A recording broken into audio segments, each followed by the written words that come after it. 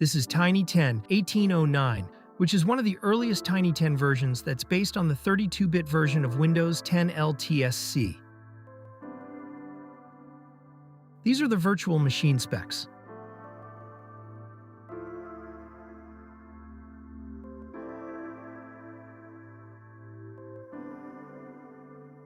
Despite its tiny size, out-of-box experience is still present with some essential setup steps.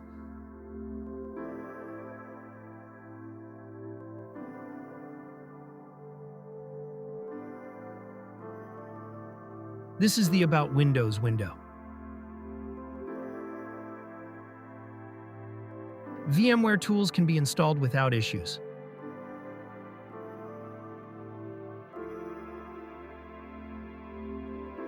Tiny10 uses around 400 megabytes of RAM on idle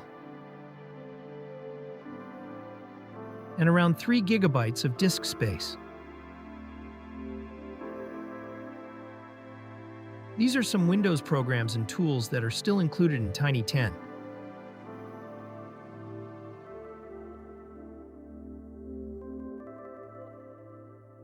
Settings tab is working correctly, even with some removed features.